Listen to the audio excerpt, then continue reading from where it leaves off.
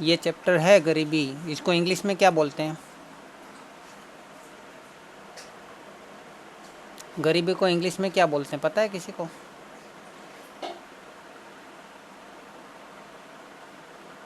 Poverty, ऐसा ही कुछ बोलते हैं। हम्म, ये गरीबी वाला चैप्टर पढ़ने से फ़ायदा क्या है, इसके बारे में अगर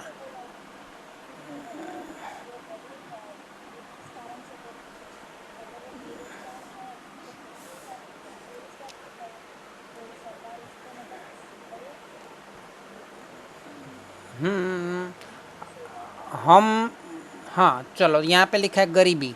मैं मुझे ये बताओ कि गरीबी, गरीबी और गरीब, यहाँ पे मिस्टेक है मेरी, गरीबी और गरीब, उसके बीच में क्या अंतर है?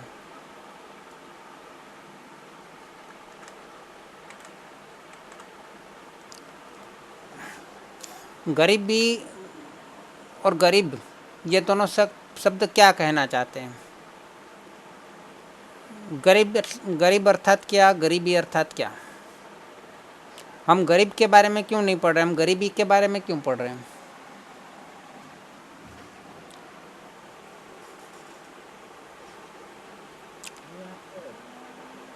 गरीब जो है वो व्यक्ति होता है, गरीब जो है वो परिवार होता है, गरीब जो है ना, वो गरीब परिवार होता है, गरीब व्यक्ति होता है, लेकिन उसकी जो सिचुएशन है उसको हम गरीबी बोलते हैं, है ना। गरीब देश भी होता है, गरीब राज्य भी होता है, लेकिन उसकी जो सिचुएशन है, उसकी जो परिस्थिति है, उसको हम गरीबी बोलते हैं, है ना।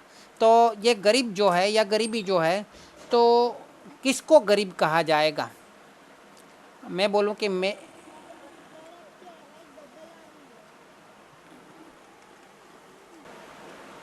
तो मैं बोलूँ कि मैं गरीब हूँ, है ना, तो मैं बोलूँ कि मैं गरीब हूँ, तो उसका कोई सबूत है मेरे पास गरीब होने का?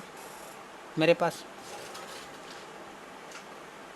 हम यहाँ पे भारतीय व्यक्ति की बात करें कि भारतीय व्यक्ति गरीब है, कैसे कहा जाएगा कि वो गरीब है? चलो, भारतीय नहीं, दुनिया का कोई भी व्यक्ति गरीब है, वो कैसे कहा जाएगा?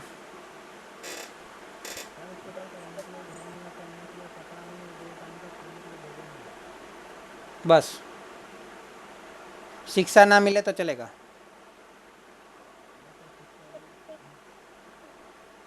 मतलब सिर्फ स्वास्थ्य, स्वास्थ्य के लिए सुविधा नहीं मिले तो चलेगा?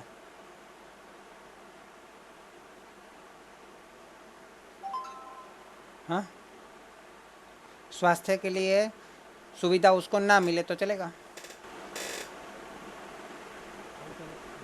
नहीं चलेगा। तो गरीब किसको कहा जाए? गरीब किसको कहा जाए? भोजन मिलना चाहिए उसको, कपड़ा पहनने का, आवास,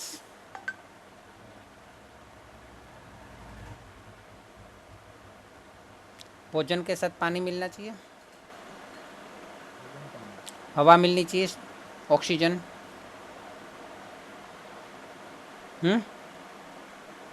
आवास, उसके बाद स्वास्थ्य, उसके बाद शिक्षा, है ना। नॉर्मली ये चार सात चीज़ें हैं, हवा, पानी, भोजन, कपड़ा, आवास, स्वास्थ्य, शिक्षा, टोटल 7 चीज़ें हैं, है ना। ये 7 चीज़ें होनी चाहिए, मिलनी चाहिए। नॉर्मली हम इसको कहेंगे कि ये 7 चीज़ें जिसको नहीं मिल रही है वो गरीब है। तो अभी कोई कोई लोग मैंने ऐसे भी देखे हैं कि कोई कोई लोग हैं ना, अच्छा अच्छा घर होता है, अच्छे अच्छे कपड़े पहनते हैं, मतलब अच्छा खाना खाते हैं, अच्छे कपड़े पहनते हैं, अच्छा घर होता है, लेकिन उसके पास शिक्षा के लिए पैसे नहीं होते, उसका स्वास्थ्य अच्छा होता है, लेकिन शिक्षा के लिए उसके पास पैसे नहीं होते, तो वो गरीब है।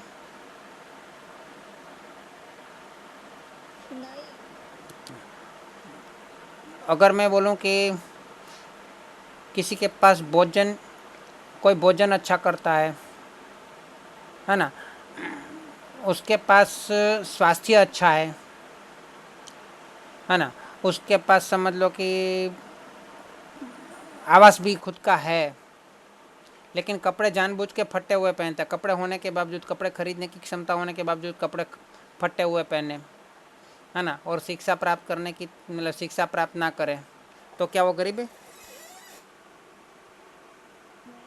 मतलब सबूत क्या होना है गरीब का?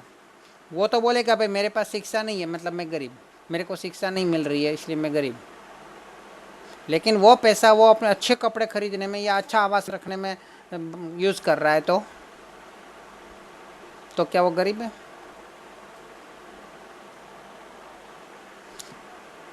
और गरीब होना कोई गलत बात है? अगर कोई गरीब है तो गरीब होना गलत बात है? तो तो गरीब होना गलत बात क्यों नहीं है भाई?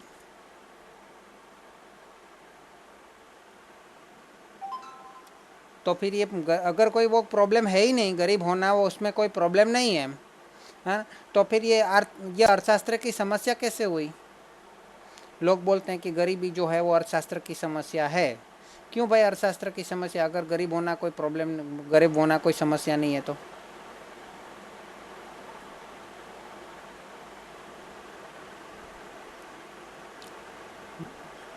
गरीब होना कोई समस्या नहीं है ऐसा आप ही बोल रहे हो, कोई गलत बात नहीं है।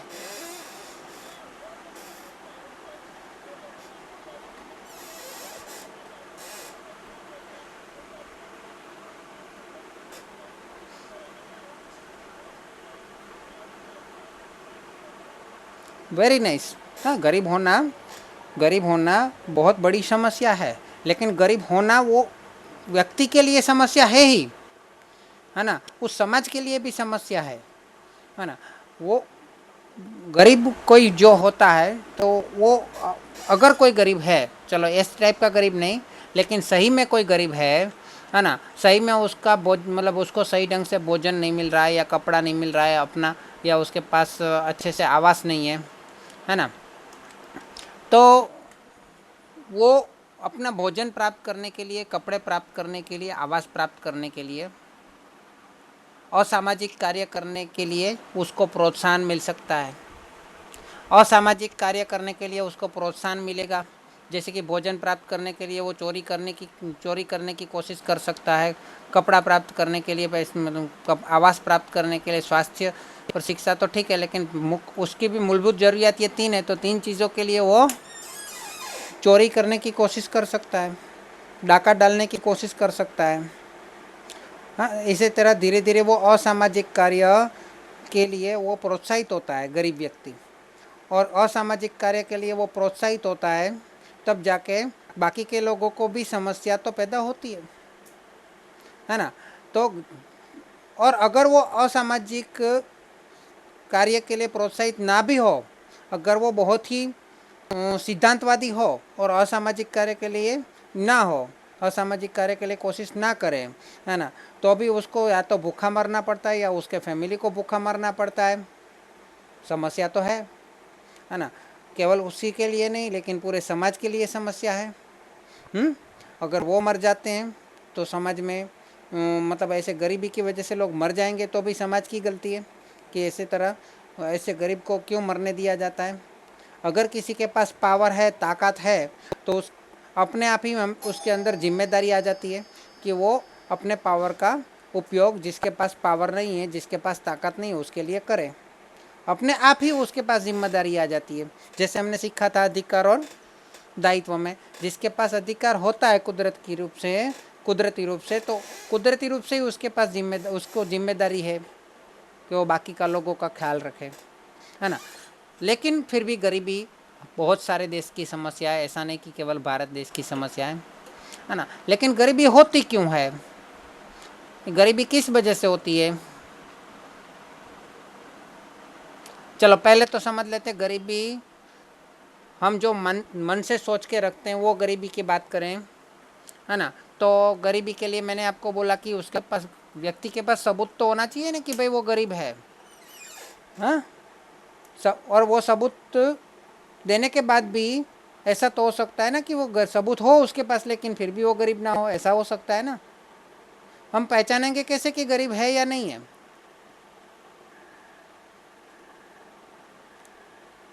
अगर किसी व्यक्ति को दान करना है, गरीब लोगों को दान करना है, तो उसको पता कैसे चलेगा कि जिसको वो दान कर रहा है वो सही में गरीब है या नहीं? वो जानबूझ के फटे कपड़े पहन के आएगा तो उसको दान कर देंगे, तो क्या वो सही में गरीब होगा? बताइए। हाँ, और कोई गरीब होने के बावजूद अच्छे कपड़े पहन के वो किसी के पास उधार लेके अच्छे कपड़े पहन के आएगा, इसका अर्थ ये वो गरीब नहीं है? कैसे पता चलेगा गरीब है या नहीं? उसका कोई मापदंड तो होना चाहिए ना गरीबी का। कैसे मापा जा सकता है गरीबी को?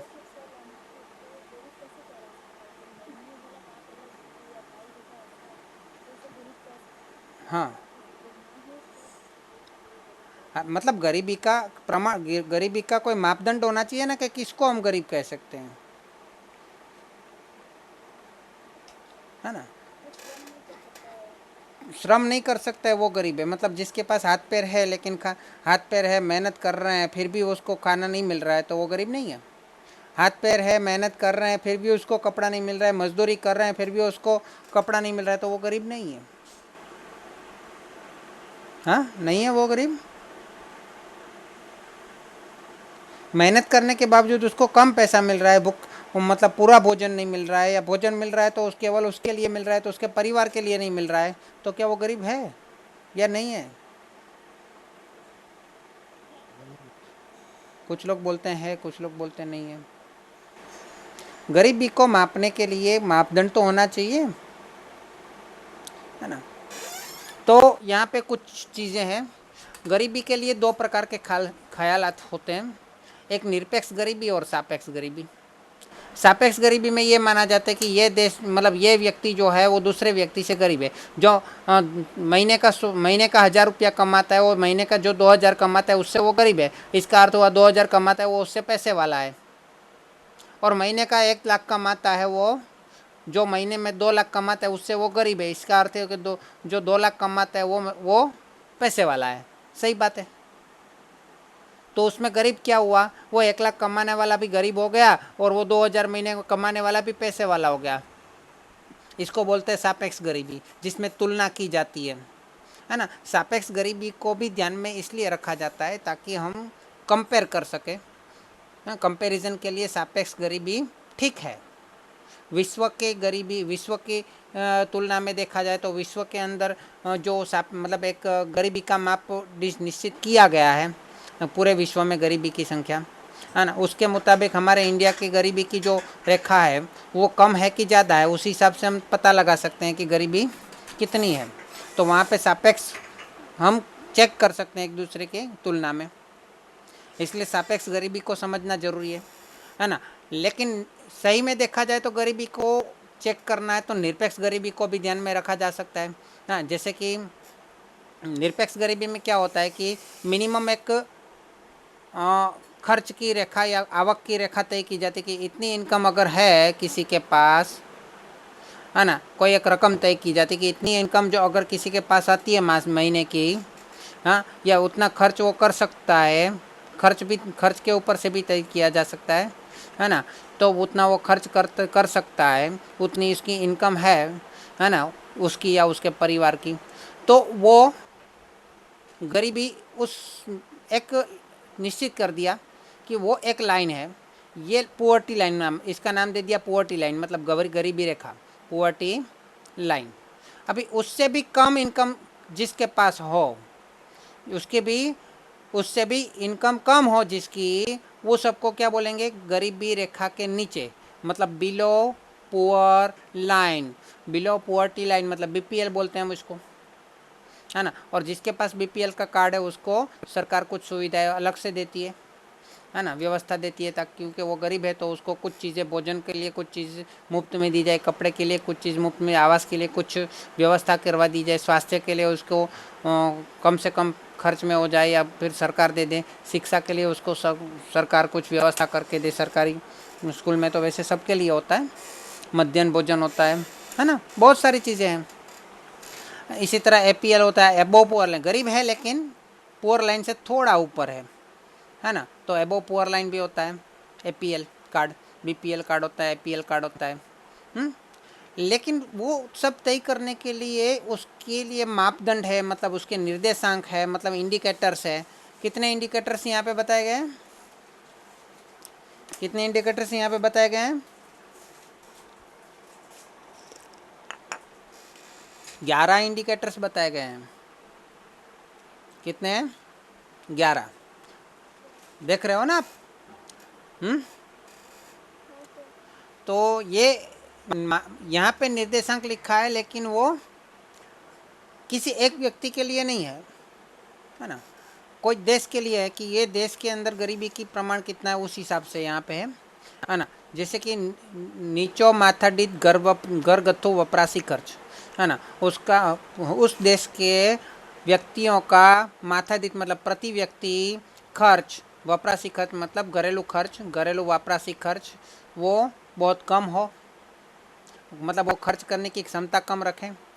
कुपोषण का प्रमाण, कुपोषण का प्रमाण पता है आपको?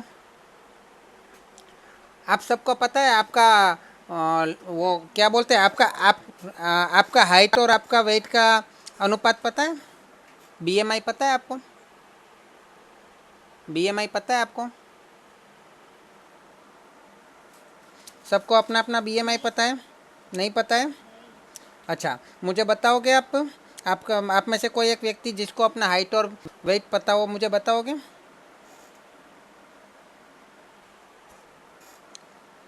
बोलो बोल, किसी को अपना हाइट और वेट पता है?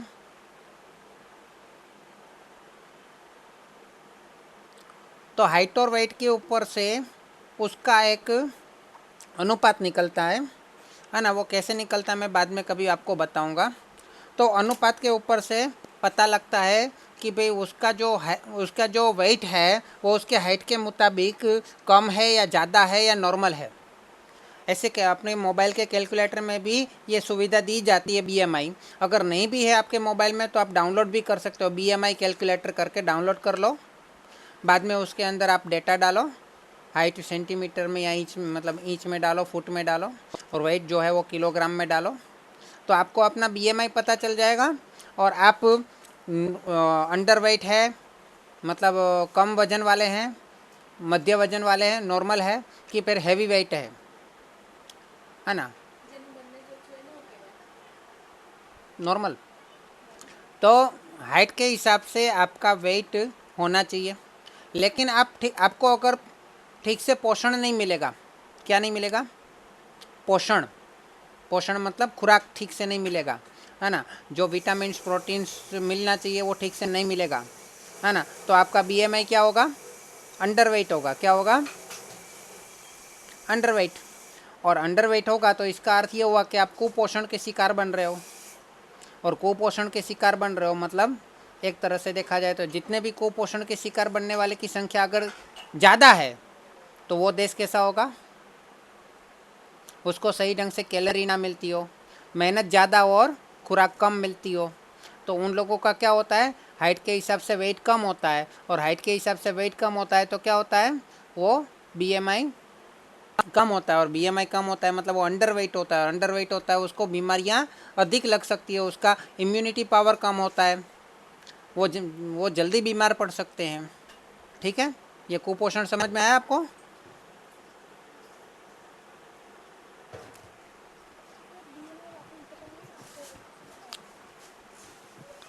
आप सबके मोबाइल में से प्ले स्टोर में जाओ और BMI कैलकुलेटर डाउनलोड करो।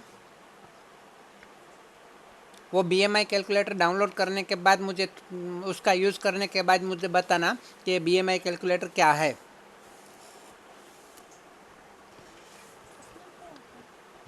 डाउनलोड तो कीजिए, बाद में आपको पता चल जाएगा क्या होता है। उसके बाद अपेक्षित आयुष्य और बाल मृत्यु दर। मुझे ये बताइए कि अपेक्षित आयुष्य, कोई देश में लोग जो है वो 90-90 साल तक जीते हैं, और कोई देश में लोग 75, एवरेज देखा जाए तो एवरेज मतलब औसत, हाँ, वो 60 साल में मर जाते हैं। तो कौन सा देश में स्वास्थ्य अच्छा रहेगा? कौन से देश का स्वास्थ्य की सुविधा अच्छा? 90। तो अपेक्षित आयुष्य जिसका कम हो, जिस देश में अपेक्षित आयुष्य कम हो, हाँ, तो उसको हम बोल सकते हैं ये देश तो वो दूसरे देश के मुकाबले गरीब है। हम्म। बाल मृत्यु दर ज़्यादा हो, बाल मृत्यु दर मतलब 1 से 5 साल की उम्र में, है ना, जो बच्चे मर जाते हैं उसे हम बाल मृत्यु दर कहते हैं। ठीक है। तो वो बाल मृत्यु दर अगर जिस देश का ज़्यादा हो, है ना, कोई देश के अंदर 5 साल में जन्मे हुए बच्चों में से, हाँ, 1,005 साल के बच्चे में से 40 मर जाते हैं, और कोई देश में 1,000 जन्मे हुए बच्चों में से 10 ही मरते हैं। तो कौन सा अच्छा है? जिसमें 10 मरते हैं। क्यों? क्योंकि वहाँ पे स्वास्थ्य की सुविधा सभी को मिल रही है अच्छे से, और क्योंकि वो देश गरीब नहीं है। और जिस देश में ज़्यादा मरते हैं उसका अर्थ क्या हुआ कि वहाँ पे लोगों को स्वास्थ्य की सुविधा प्राप्त करते करते बहुत प्रॉब्लम हो जाता है, या तो उसको स्वास्थ्य की सुविधा प्राप्त करने के लिए काफ़ी पैसे नहीं है, आय नहीं है, इसलिए उसको भी हम गरीब बोल सकते हैं। हाँ, तभी भी सगवड़ हो मतलब स्वास्थ्य की सुविधाएं, मेडिकल सुविधाएं, हाँ, डॉक्टर की सुविधाएं। अगर कोई बीमार पड़ता है, आजू बाजू में कोई डॉक्टर ही नहीं मिलता है, तो क्या करेगा वो?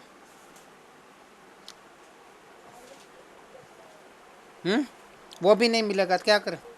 वो मतलब उससे किया, लेकिन उससे कोई फ़र्क नहीं पड़ रहा है, बुखार हो गया, मलेरिया हो गया, लेकिन आजू बाजू में कोई डॉक्टर नहीं है तो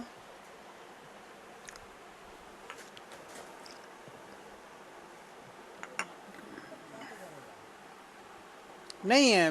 क्यों नहीं है? क्योंकि उस देश के अंदर डॉक्टरों का अनुपात कम है ना।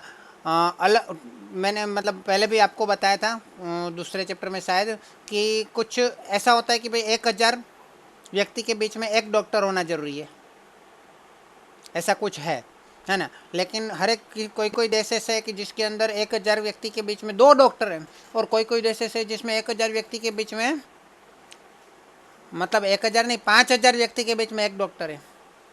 तो कौन सा देश गरीब है ज़्यादा? हाँ, वो ज़्यादा गरीब कहलाएगा।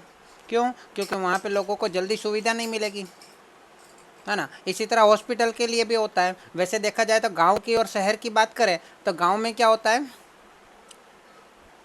कम नहीं सुविधा रहती। डॉक्टर को भी वहाँ पे अगर कोई डॉक्टर गांव का लड़का कोई बड़ा बड़ा होकर पढ़ाई लिखाई करके डॉक्टर बन जाता है, बाद में वो सोचता है भाई मैं गांव में नहीं जाऊंगा। क्यों? क्योंकि डॉक्टरी के लिए जितना उसको खर्च लगा हुआ है, वो खर्च को वापस प्राप्त करने के लिए, कमाने के लिए वो सोच रहा है गाँव में जाऊँगा तो कौन कौन मुझे फीस देगा, है ना। वो क्या सोचता है, शहर में बड़ी हॉस्पिटल खोलूँगा और लोगों के पास पैसा लूटूंगा।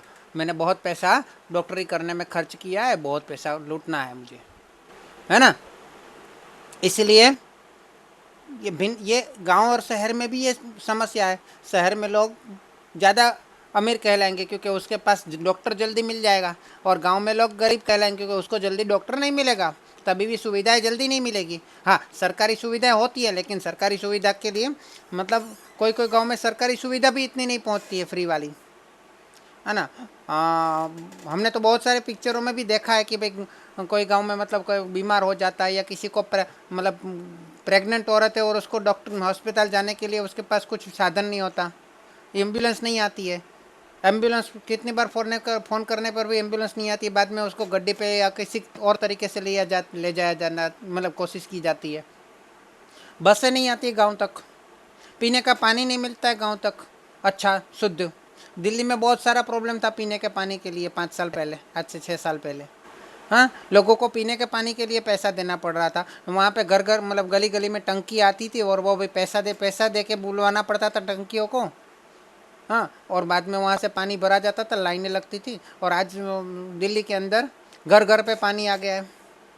शौचालय की सुविधा, जिस घर में एक शौचालय ना हो वो घर गरीब माना जाएगा, क्योंकि शौचालय की सुविधा तो आजकल सरकार ने ही इतना दिया, मतलब कोशिश किया है कि शौचालय की सुविधा तो होनी ही चाहिए। शौचालय की सुविधा नहीं होगी तो क्या होगे, लोग खेत में जाएंगे, है ना। और खेत में शौचालय की सुविधा सुबह 5-5, 6-6 बजे निकल जाते हैं, क्योंकि वहाँ मतलब वो सोचते हैं कि भाई अंधेरा है तो कोई देखेगा नहीं, उस टाइम पे वहाँ पे जाते हैं, है ना। फिर भी उसमें पुरुषों को तो इतना प्रॉब्लम नहीं भी आता, औरतों को ज़्यादा प्रॉब्लम आता है, स्त्रियों को, है ना। उस दूसरी चीज़ ये भी है कि अगर आप खुले में इस तरह से जाओगे तो वहाँ पे स्वच्छता नहीं होगी, वहाँ पे स्वच्छता नहीं होगी तो उसको बीमारियाँ उसकी वजह से फैल सकती है। फिर पीने का पानी नहीं मिलता, मतलब वो हो गया। रहठाण मतलब आवास की समस्या होती है ना। तो जिस देश में आवास आवास के लिए ये कहा जाता है कि भाई एक व्यक्ति के लिए कितने चौरस इकाई का कमरा होना चाहिए। अगर आप 5 व्यक्ति का परिवार है तो कितने चौरस इकाई का, चौरस वर्ग इकाई का आपका कमरा होना चाहिए, 2 कमरे होने चाहिए, कितना होना चाहिए, है ना। हम अगर फॉर मतलब कुछ देश ऐसे अमीर देश है, उसके अंदर क्या होता है, आपकी जो स्कूल है ना, इतना बड़ा एक घर होता है और उसके अंदर 1-2 व्यक्ति रहते हैं बस। नवसर्जन स्कूल की बात कर रहा हूँ, उस साइज़ की स्कूल, उस साइज़ का एक घर होता है, उसमें 1-2 व्यक्ति रहते हैं, है ना। और इंडिया के अंदर खास करके शहरों में, गांव में तो ठीक है, लेकिन शहरों में क्या होता है, वो वही गांव के लोग कमाने के लिए शहर में आते हैं और शहर के अंदर एक कमरे के अंदर, एक छोटे से कमरे के अंदर 10-10 जने सो जाते हैं। तो उसको क्या आवास की सुविधा बोला जाएगा? और ये सब तो ठीक है, ये सब तो ठीक है। बहुत सारे लोग तो हम सब भी देखते हैं कि फुटपाथ पे सोते हैं, ठंडी में, गर्मी में, बारिश में फुटपाथ पे सोते हैं। उनका क्या, और उनको कौन देखेगा? उसमें से कोई मर गया तो उसकी श्रद्धांजलि का पेपर में फोटो भी नहीं आएगा, और आवश्यकता भी नहीं है उसकी, किसी को आवश्यकता है? एक मजदूर मर गया, दूसरा मजदूर मिल जाएगा, ऐसे तो बहुत सारे पड़े हैं हमारे इंडिया में। हाँ, तो ये आवास की सुविधा है। तो ऐसे इस तरह से दो देशों के बीच में या दो गांव या शहर के बीच में, हाँ, हम गरीबी की कंपेयर कर सकते हैं, सापेक्ष गरीबी के हिसाब से। बिजली का वपराश आप कितना करते हो? बिजली का वपराश मतलब यूज़ कितना करते हो? खाली मोबाइल चार्जिंग करने के लिए, पंखा जलाने का नहीं, क्योंकि वो ज़्यादा बिल आता है, इसलिए पंखा नहीं चालू करने का। हाँ, बहुत सारे घरों में मैंने देखा है, गरीब घरों में मैंने देखा है। हाँ, वहाँ पे बिजली का बिल ना ज़्यादा ना, इसलिए जानबूझ के पंखा चालू नहीं करते, और बाहर बैठना पड़ता, बाहर उन लोगों को हवा खाने के लिए बाहर बैठना पड़ता है सभी लोग, है ना। ट्यूब दिन में लाइट चालू नहीं करना है, क्योंकि बाहर से उजाला तो आ रहा है, खिड़की खोल दो, बात ख़त्म। बिजली का यूज़ कितना करते हैं? जानबूझ के कम से कम लाइट में बिजली का वपराश करके रहना पड़ता है, कंजूसी कर कसर करके रहना पड़ता है। क्योंकि पैसा ही नहीं है, इनकम नहीं है, तो फिर वो गरीबी है ना। इनकम नहीं है इसीलिए तो वो बिजली का वपराश कम करते हैं ना। शिक्षा कितनी प्राप्त करते हैं? यहाँ पे तो हमने 7 पॉइंट देखा था, यहाँ पे देखो 11 पॉइंट दिया है। शिक्षा कितनी प्राप्त करते हैं? एक मतलब गांव में ऐसा देखने को मिलता है हमारे इंडिया में कि बच्चा इसलिए पढ़ता है, बच्चे को इसलिए पढ़ने भेजा जाता है क्योंकि अगर वो पढ़ने जाएगा प्राइमरी स्कूल में तो सरकार की तरफ से उसको स्कॉलरशिप मिलेगा और वो पैसा घर के लिए काम आएगा। इसलिए बच्चे को पढ़ने भेजा जाता है सरकारी स्कूल में। गांव में गरीब बच्चों की बात कर रहा हूँ। और ऐसे लोग भी हैं, मैंने सुना है, देखा है कि कोई बच्चा इसी तरह से पढ़ने गया था कि जिसके मम्मी पापा को ऐसा था कि भाई मेरा बच्चा वहाँ पे पढ़ने जाएगा तो स्कॉलरशिप मिलेगा, वो पैसा घर के अंदर काम आएगा, इसलिए वो बच्चा पढ़ने गया था। और बाद में वो बच्चा इतना मतलब वो इतना तरक्की किया पढ़ाई में कि वो डॉक्टर बन गया। ऐसा भी देखा है। लेकिन कहने का तात्पर्य क्या है कि सभी लोग तो डॉक्टर नहीं बनते हैं, वो तो केवल स्कॉलरशिप के लिए पढ़ाई करने जाते हैं, उसका उद्देश्य पढ़ाई का नहीं होता है, ज़बरदस्ती वो पढ़ लेते हैं, है ना। और वो के ज़बरदस्ती की पढ़ाई कैसी होती है? वो कॉन्सेप्ट क्लियर करने के लिए नहीं होती है ना, सीखने के लिए नहीं होती है। तो शिक्षा 7वीं तक कौन मतलब 7वीं तक पढ़े लिखे कितने हैं, 12वीं तक पढ़े लिखे कितने हैं, ग्रेजुएट कितने हैं, या केवल पढ़े लिखे मतलब कि जिसको हम बोल सकते हैं कोई भी एक भाषा को पढ़ लिखा और बोल सके उसको हम क्या बोलते हैं, शिक्षित बोलते हैं। शिक्षित कितने हैं वो जान लिया तो भी काफ़ी है। आवक और संपत्ति की असमान डिस्ट्रीब्यूशन, वितरण, ये क्या है, इसके बारे में कौन बताएगा मुझे?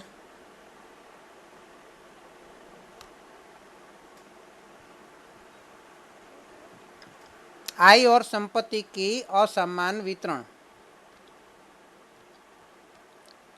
इसके बारे में कौन बताएगा मुझे?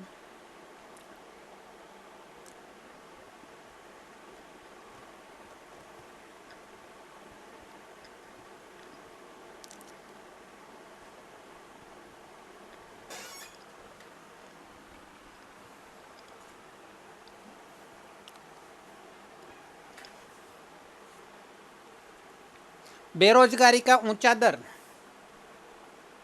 ये तो ठीक है, बेरोजगारी अगर जिस देश में ज़्यादा है तो वो देश गरीब कहलाएगा, क्योंकि वो उस देश में लोग काम करने वाले ही नहीं है, काम करने के लिए उसके पास काम ही नहीं है, काम नहीं है तो उसको आय कैसे प्राप्त होगी, आय प्राप्त नहीं होगी तो वो गरीब ही होगा।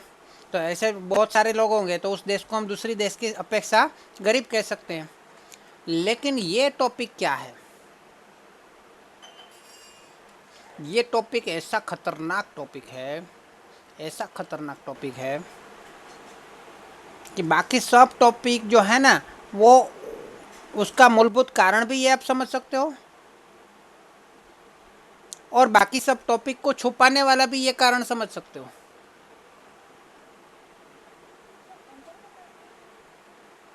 यही समझना है ये क्या है।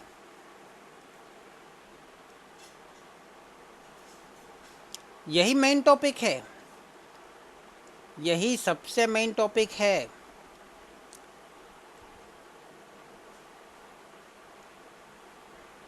ये आय और संपत्ति का असमान वितरण, ये क्या है, कोई बता सकता है इसके बारे में?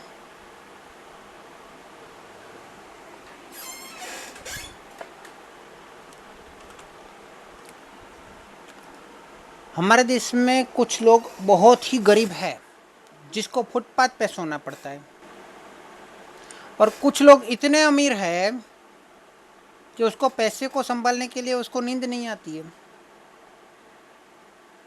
हाँ, मतलब करोड़ों, मतलब 600 कमरों का, 6 माल का, मतलब 600 कमरों का एक घर बनाया है मुकेश भाई अंबानी ने। हाँ, और हर एक कमरे के लिए 600 मतलब कर्मचारी रखे हुए हैं। तो कुछ लोग इतने अमीर हैं और कुछ लोग ऐसे, कितने सारे लोग इतने गरीब हैं कि वो उसको मतलब फुटपाथ पे सोना पड़ता है, दिन में खाना नहीं मिलता, खाना जितना कमाते उतना खाते हैं, और कभी उसकी कमाई नहीं हुई हाँ तो वो लोग को भूखा रहना पड़ेगा, इतने गरीब है। एक ही देश के अंदर पूरे एशिया में फर्स्ट नंबर का मुकेश भाई अंबानी इनकम, मतलब कमाई वाला इनकम है, कमाने वाला व्यक्ति है। तो वही देश के अंदर बहुत सारे लोग फुटपाथ पे सोने वाले लोग भी है। एक साइड खूब बहुत अमीर लोग भी है, एक साइड बहुत गरीब लोग भी है। ऐसा क्यों? अमीरी भी है, गरीबी भी है, इसकी वजह से क्या होता है? और ये ऐसा गरीब और अमीर इतने अंतर क्यों होता है इतना? और ये टॉपिक इसी के साथ कनेक्टेड है, लेकिन ऐसा क्यों होता है? कुछ लोग बहुत अमीर है तो कुछ लोग गरीब इतने क्यों है? अगर मुकेश भाई अंबानी इतने अमीर है, भाटिया इतने अमीर है, टाटा इतना अमीर है, हाँ, तो बाकी लोग गरीब क्यों बचते हैं? और वो इतने अमीर कैसे बन जाते हैं? वो इतने अमीर कैसे बन जाते होंगे?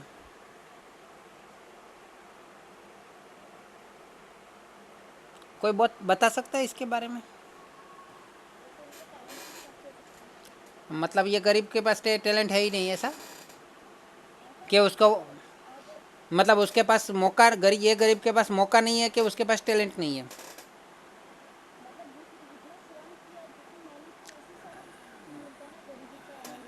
अच्छा, मतलब जो गरीब मतलब जो श्रम करते हैं, मेहनत करते हैं, वो अमीर बन सकते हैं।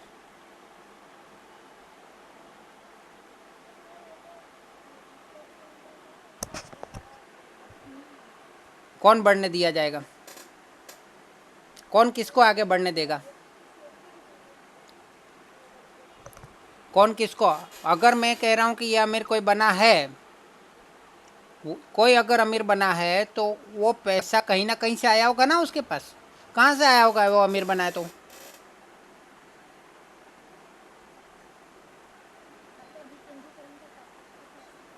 हाँ बोलो। अगर ये अमीर बनना तो उसके पास पैसा आया कहाँ से?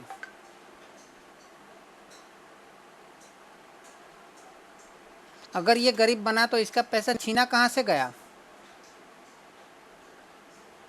अगर चलो ये पहले से गरीब है, मैं ऐसा समझती ये पहले से गरीब है ना, लेकिन ये अमीर कैसे बना? ये ये तो पहले से अमीर नहीं है ना। तो यहाँ पे ये जो बात की गई है, आवक અને સંપત્તિની असमान વહેંચણી, आय और संपत्ति का असमान वितरण, इसका अर्थ क्या होता है? इसका अर्थ है सरकार के ऊपर। सरकार को ये चीज़ के ऊपर बहुत ज़्यादा फोकस करना चाहिए। कौन सी चीज़ पे फोकस करना चाहिए? इसके ऊपर। इसका अर्थ क्या होता है? सरकार का कार्य क्या है? सरकार का कार्य क्या है? सरकार का अर्थ सरकार का आर्थिक, हाँ, सरकार का आर्थिक क्या कार्य क्या है? जिसके पास ज़्यादा पैसे हो उसके पास से क्या करना है?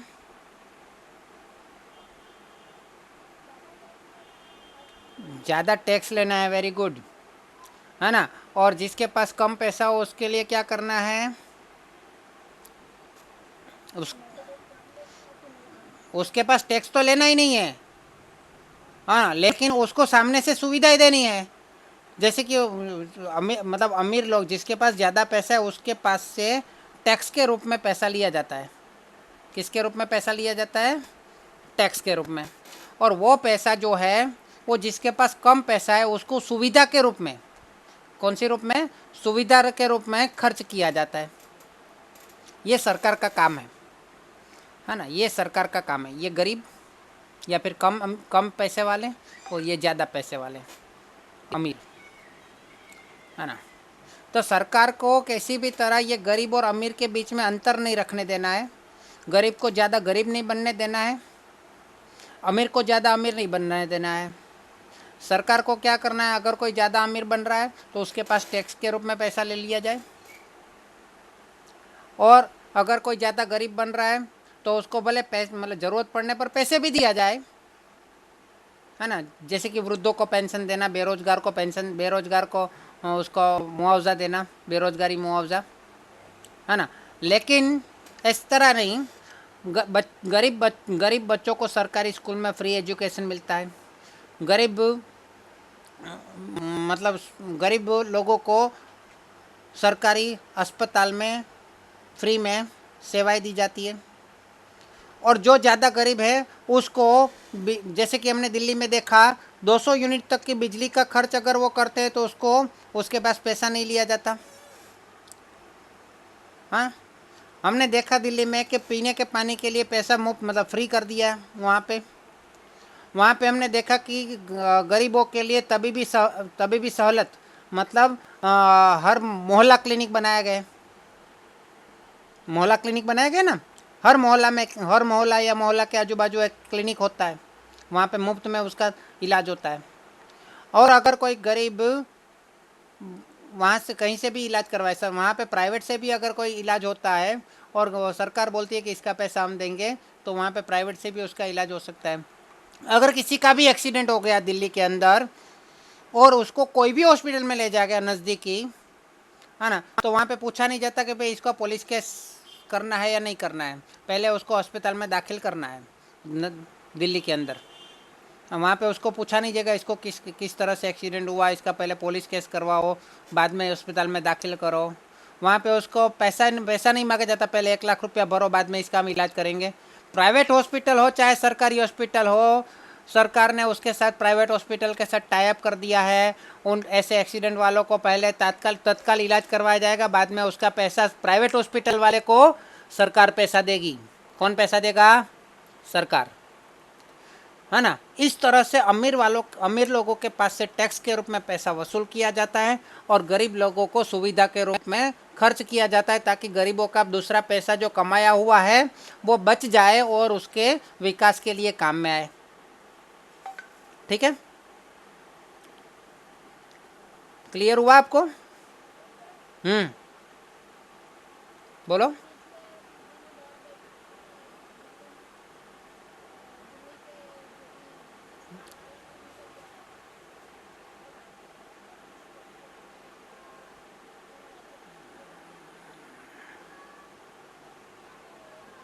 हाँ, वो तो मतलब वो तो क्या था कि मतलब स्टार्टिंग में क्या इतनी सुविधाएं भी कम थी, और वहाँ पे गवर्नर जो थे ना, कुछ इतना सपोर्ट नहीं मिलता था दूसरे राज्य वालों की तरफ से। वहाँ पे दिल्ली सरकार ऐसा कोई भेदभाव नहीं रखती है, वो दूसरे राज्य वाले को भी वहाँ पे आने के लिए मौका देती है। और वहाँ पे बहुत सारे लोग आते हैं, वो दिल्ली के अंदर मुफ्त में इलाज करवाने के लिए बिहार, यूपी, झारखंड, उत्तराखंड, सभी सभी राज्यों से वहाँ पे इलाज करवाने जाते हैं मुफ्त में, ट्रेन में। हाँ, और वापस अपने शहर में आ जाते हैं, खाली कोरोना के लिए नहीं, बाकी दूसरे बहुत सारे समस्याओं के लिए वहाँ पे जाते हैं, और वहाँ पे इलाज करवा के वापस आ जाते हैं फ्री में। सरकार की मतलब दिल्ली सरकार की तरफ से होता है ये सब, है ना। तो दिल्ली सरकार का काम यह है कि टैक्स के रूप में पैसा वसूल करना। लेकिन टैक्स दो प्रकार के होते हैं भाई, ये ध्यान दीजिएगा। टैक्स कितने प्रकार के होते हैं? ये इकोनॉमिक का ही पार्ट है। दो प्रकार के होते हैं, यहाँ पे ही समस्या है। टैक्स के दो प्रकार है ना, यही पे समस्या है। एक होता है डायरेक्ट टैक्स, प्रत्यक्ष कर बोलते हैं जिसको, और दूसरा होता है इनडायरेक्ट टैक्स, जिसको परोक्ष कर बोलते हैं।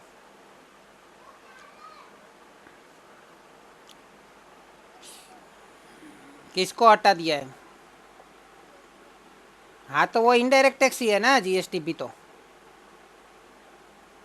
डायरेक्ट टैक्स मतलब कि जो जितना कमाता है उसके हिसाब से उसको पैसा देना है। अगर आप कम कमाते हो तो आपको पैसा नहीं देना है। अगर आप 2.5 लाख से कम कमाते हो तो महीने का साल का 2.5 लाख से कम कमाते हो तो आपको 1 रुपया भी टैक्स नहीं भरना है। डायरेक्ट टैक्स अच्छा है ना। और अगर आप 1 करोड़ कमाते हो तो आपको 30% सरकार को देना है। 100 करोड़ कमाते हो तो उसका 30% सरकार को देना है। 200 करोड़ कमाते हो तो भी उसका 30% सरकार को देना है। अब कितने भी अमीर बन जाते हो, 30% सरकार को दे दो। ये अच्छा है, अच्छा है कि नहीं? है ना। और अगर 2.5 लाख से साल का कम कमाते हो, साल का 2.5 लाख से कम कमाते हो, आपको 1 रुपया भी टैक्स नहीं भरना है। अच्छा है हुआ कि नहीं? जो गरीब है उसको नहीं देना है, जो अमीर है उसको देना है। अच्छी बात है ना, उसी से बैलेंस होगा कि नहीं है? उसी उसी के ऊपर से बैलेंस हो सकता है ना। हाँ, लेकिन ये इनडायरेक्ट टैक्स है ना, वो इस बैलेंस को बिगाड़ देता है। इनडायरेक्ट टैक्स इस बैलेंस को बिगाड़ देता है। इनडायरेक्ट टैक्स मतलब वस्तु के ऊपर कर, सेवा के ऊपर कर, बिक्री के ऊपर कर, रोड टैक्स, ये सब बहुत सारे टैक्स लगा दिए जाते हैं, है ना। उसको बोलते हैं इनडायरेक्ट टैक्स, जकात बोलते हैं, है ना। जकात मतलब अभी तो जकात बंद हो गया। टोल नाका पे टैक्स, टोल नाका पे लिया जाता है कर। बहुत प्रकार के टैक्स है ना। उसमें से बहुत सारे टैक्स का इकट्ठा करके जीएसटी लगा दिया, तो जीएसटी भी वस्तु और सेवा पे कर है, वो भी इनडायरेक्ट टैक्स ही है। पहले वो सबसे पहले वो सेल टैक्स था, जो बिक्री करने पर टैक्स भरना पड़ता था, और दूसरा सर्विस टैक्स था, सर्विस के ऊपर टैक्स लगता था, है ना। Sales tax and service tax अलग अलग था। उसके बाद सेल्स टैक्स की जगह पे आ गया वैल्यू एडेड टैक्स, और सर्विस टैक्स अलग रहा, है ना। सेल्स टैक्स को कन्वर्ट करके वैल्यू एडेड टैक्स। बाद में वेट और एसटी दोनों को मिला के कर दिया GST, goods and service tax कर दिया, है ना। क्या मतलब है? कोई फर्क नहीं पड़ता, सभी इनडायरेक्ट टैक्स ही तो है। और इनडायरेक्ट टैक्स ये बैलेंस को बिगाड़ने वाला टैक्स है। ये टैक्स का जो मेथड है, टैक्स का जो मेथड है वो एक्चुअली डायरेक्ट टैक्स का ही मेथड था। सरकार के लिए ये आवक और संपत्ति की असमान वितरण, आवक और आय और संपत्ति का जो असमान वितरण है उसको दूर करने के लिए एक साधन है सरकार के पास। कौन सा साधन है? Direct tax. टैक्स नहीं, डायरेक्ट टैक्स। इनडायरेक्ट टैक्स तो उस चीज़ को बिगाड़ देता है। इनडायरेक्ट टैक्स कैसे होता है? अगर समझ लीजिए कि आपने कोई चीज़ खरीदी, है ना, आपने कोई चीज़ खरीदी, जीएसटी के बारे में आपने 11th में भी पढ़ा है ना। समझ लीजिए कि कोई चीज़, वस्तु, या फिर कोई, समझ लो वस्तु ही समझ लीजिए। कोई चीज़ आपने 10 रुपये की कोई चीज़ है, वो उस 10 रुपये में उसका उत्पादन हुआ, है ना। वो 10 रुपये में जिस चीज़ का उत्पादन हुआ उसने, समझ लो 8 रुपये में उत्पादन हुआ, 8 रुपये में जिस चीज़ का उत्पादन हुआ उसने अपना 2 रुपया प्रॉफिट डाल के 10 रुपये में उसने बेचा। 10 रुपये में बेचा, किसको बेचा? डिस्ट्रीब्यूटर को बेचा। डिस्ट्रीब्यूटर को बेचा तो कितने में बेचा? 10 रुपये में बेचा। लेकिन डिस्ट्रीब्यूटर को क्या करना पड़ेगा? 10 रुपये इसको देना पड़ेगा, साथ में उसको समझ लीजिए कि 10% जीएसटी लगा देते हैं तो 11 रुपये देना पड़ेगा डिस्ट्रीब्यूटर को। तो डिस्ट्रीब्यूटर के पास से इसके पास कितना रुपया जाएगा? इसके पास कितना जाएगा? 10 रुपया जाएगा। सरकार के पास कितना जाएगा? 1 रुपया जाएगा। अभी ये अपना 9 रुपये का प्रॉफिट, समझ लीजिए 9 रुपये का प्रॉफिट डाल के 20 रुपये में होलसेलर को बेचता है ना, होलसेलर को बेचता है। अभी वो 20 रुपये जो है उसमें वो क्या करेगा? वो होलसेलर क्या करेगा? 20 रुपये, मतलब डिस्ट्रीब्यूटर ने होलसेलर को बेचा तो होलसेलर को कितना चुकाना पड़ेगा? तो इसमें उसको भी 10% समझ लो कि उसको जीएसटी लगेगा। इसमें 1 रुपया जीएसटी लगा, इसमें 2 रुपया जीएसटी लगेगा। तो होलसेलर के पास से कितना रुपया जाएगा? 22 रुपया खर्च होगा होलसेलर के पास से। उसमें 20 रुपया उसके ऊपरी, मतलब डिस्ट्रीब्यूटर के पास जाएगा 20 रुपया, और सरकार के पास कितना जाएगा? 2 रुपया। बराबर है। अभी उसने क्या किया? 8 रुपया प्रॉफिट डाल पे उस चीज़ को मार्केट में 30 रुपये में बेचा, रिटेलर को बेचा, है ना। मार्केट में रिटेलर को बेचा तो ध्यान दीजिएगा, यहाँ पे बहुत ज़बरदस्त चीज टॉपिक है ये। अभी उसने क्या किया? उसने भी 2%, मतलब 10% में 3 रुपया जीएसटी लगा, है ना। 3 रुपया जीएसटी लगा तो कितना हुआ? 33 रुपया हुआ। तो रिटेलर क्या करेगा? 30 रुपया, रिटेलर के पास से 33 रुपया जाएगा तो 30 रुपया उसके पास जाएगा, 3 रुपया सरकार के पास जाएगा, है ना। अभी वो रिटेलर जो है उसने कस्टमर को भेजा, मतलब कस्टमर नहीं बोलेंगे हम, कंज्यूमर बोलेंगे, जो उपयोग करने वाला। कंज्यूमर मतलब उपभोक्ता बोलते हैं, है ना। 7 रुपये प्रॉफिट डाल के उसने 40 रुपये में बेचा, और कंज्यूमर को 4% जीएसटी डाला, और 4% जीएसटी मतलब उसको 44 रुपये में वो चीज़ पड़ा, मतलब उसमें से 40 रुपये तो उसके पास जाएगा, 4 रुपया सरकार के पास जाएगा। सरकार के पास टोटल कितना रुपया हुआ? 10 रुपया हुआ। कंज्यूमर को वो चीज़ कितने में पड़ी? 44 रुपये की पड़ी। अभी मुझे बताओ कि सरकार को 10 रुपया किसने दिया? सरकार को 10 रुपया किसने दिया? 10 का 10 रुपया ग्राहक ने दिया। 10 का 10 रुपया ग्राहक नहीं दिया। 10 का 10 रुपया ग्राहक नहीं दिया, क्योंकि अगर इसने, रिटेलर ने 3 रुपया सरकार को दिया है, लेकिन वो 40 रुपये में वो 3 रुपया आ गया कि नहीं आ गया? कंज्यूमर को उसने बेचा तो 40 रुपये में है, तो वो 3 रुपया तो 40 रुपये में समावेश हो गया ना। तो एक्चुअल में दिया तो 3 रुपया कंज्यूमर नहीं है ना, वो 3 रुपया भी, है ना। अगर इसने, होलसेलर ने इसको 30 रुपये में बेचा और 3 रुपया जीएसटी काट के उस 3 रुपया जीएसटी वो होलसेलर ने सरकार को दिया, अरे 2 रुपया होलसेलर ने सरकार को दिया, तो वो जीएसटी का 2 रुपया एक्चुअल में वो 44 रुपये के अंदर ही आया ना उसको, वो 44 रुपये में ही वो 2 रुपया आया ना। उसने तो वो पैसा जो अपनी कीमत में ऐड कर दिया ना, उसने वो पैसा अपनी वैल्यू में ऐड करता गया आगे आगे आगे, तो वो वैल्यू तो उसकी बढ़ती गई। कंज्यूमर को ही 44 रुपया देना पड़ा सर, मतलब 10 रुपया तो सरकार को किसने देना पड़ा? कंज्यूमर को। और कंज्यूमर मतलब कौन होता है? उपयोग करने वाला होता है। और उपयोग करने वाला मतलब कौन? पार्ले जी का उपयोग कौन करते हैं? उपभोक्ता। ग्राहक किसको बोलते हैं? कस्टमर किसको बोलते हैं? तो ये उत्पादक है, प्रोड्यूसर है, उत्पादन करने वाला। ये प्रोड्यूसर के पास से डिस्ट्रीब्यूटर खरीदते हैं, तो डिस्ट्रीब्यूटर को भी हम कस्टमर बोलते हैं, ग्राहक बोलते हैं। डिस्ट्रीब्यूटर के लिए होलसेलर है, वो कंज्यूमर कस्टमर है, मतलब ग्राहक है। कस्टमर मतलब इसके लिए रिटेलर जो है वो भी कस्टमर है, मतलब ग्राहक है। रिटेलर के लिए कंज्यूमर वो कस्टमर है, मतलब ग्राहक है। लेकिन कंज्यूमर मतलब उपभोक्ता, कंज्यूमर मतलब नॉट कस्टमर। कस्टमर तो है ही वो, लेकिन वो कंज्यूमर मतलब उपयोग करने वाला है, वो किसी को बेचने जाने वाला नहीं है। अगर वो बेचने जाएगा तो वो उसका 44 रुपया तो वापस आ जाएगा, तो उसका टैक्स का 10 रुपया भी वापस आ जाएगा, तो वो कंज्यूमर नहीं कहलाएगा, है ना। तो वो पूरे का पूरा 10 रुपया तो खरीदने वाले के ऊपर ही पड़ा, क्योंकि उसकी कीमत 44 रुपया हो गई। अगर ये 10 रुपया बीच में से नहीं काटा होता तो उसकी कीमत 34 रुपया होती। और ये कंज्यूमर होता है ना, उसमें ज़्यादातर कंज्यूमर गरीब होते हैं। ये ज़्यादातर कंज्यूमर गरीब होते हैं, और टैक्स तो ये इनडायरेक्ट टैक्स तो उसके ऊपर लगता है।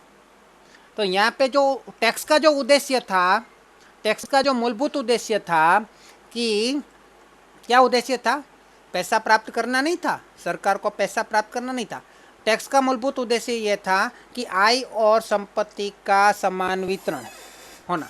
असमान वितरण हो रहा है, उसको समान करने की कोशिश करना, है ना, ये उसका उद्देश्य था। लेकिन इनडायरेक्ट टैक्स से तो वो पूरा उल्टा हो रहा है।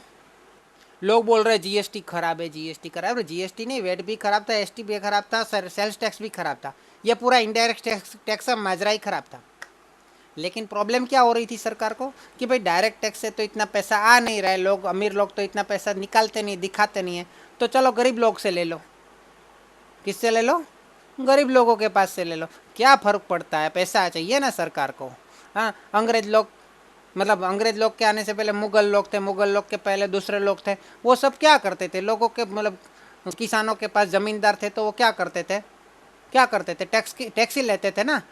जो मतलब हर एक राजा टैक्स लेता ही था, लेकिन वो इनकम देख के ही लिया जाता था पहले से। टैक्स डायरेक्ट टैक्स जैसा ही होता था, है ना। इनडायरेक्ट टैक्स बहुत ही कम रहता था, फिर भी उसमें भी देखा जाता था, इनडायरेक्ट टैक्स में भी, है ना, कि किस हिसाब से हो रहा है।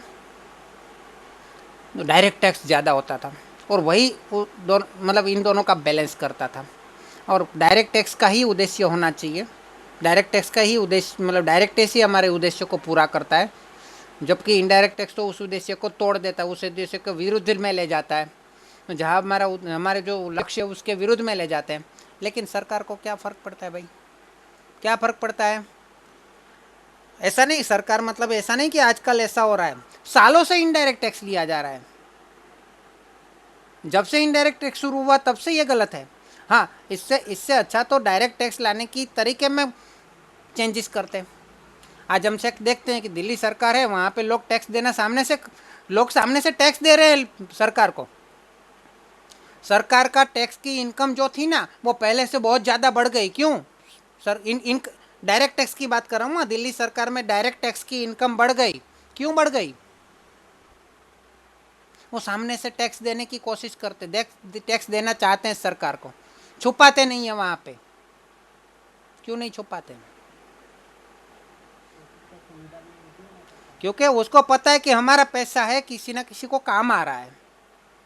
और यहाँ पे पूरे इंडिया की बात करें तो, चाहे आज की बात ले लो, चाहे 10 साल पहले की बात ले लो, चाहे 20 साल पहले की बात ले लो, चाहे 30 साल पहले की बात ले लो, इनडायरेक्ट टैक्स लोग पैसा भरते नहीं है, अमीर लोग, इसलिए सरकार इनडायरेक्ट टैक्स बढ़ाती जा रही है। गरीब लोगों को लूटो, कोई बात नहीं, अमीर नहीं दे रहे तो गरीबों को लूटो। ठीक है, तो पूरा उद्देश्य की वाट लग गई है। ठीक है, अब हमारा क्लास ख़त्म करते हैं।